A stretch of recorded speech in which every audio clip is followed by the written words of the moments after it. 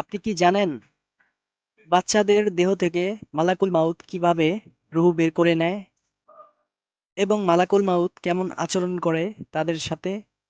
নবজাত শিশু জন্ম নেওয়ার পর মৃত্যু হলে তার আমলনামায় কোনো গুনাহ এবং কিছু আমলনামায় জমা হয় না।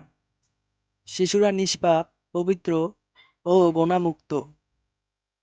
তাই মালাকুল মাউত কোনো কষ্ট দেওয়ার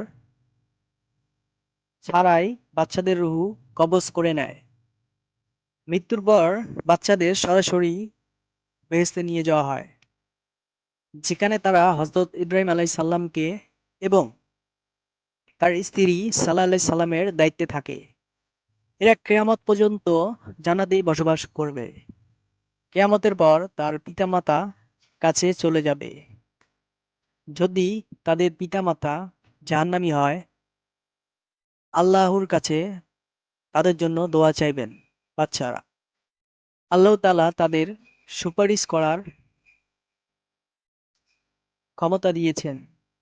শিশুগণ তাদের পিতামাতা ছাড়া জান্নাতে প্রবেশ করবে না। আল্লাহ তাআলা আমাদেরকে বেশি বেশি নেক আমল ও সৎ আমল এবং সৎ কাজ করার এবং চাকরি করার তৌফিক দান করুক। আমিন। আশা করি আমাদের আলোর পথ ইসলামিক চ্যানেলটি সাবস্ক্রাইব করে আমাদের সাথেই থাকবেন। ভিডিওটি কেমন লাগলো তা আমাদের কমেন্টে জানাবেন। অবশ্যই ভিডিওটি একটি শেয়ার, একটি লাইক করতে ভুলবেন না।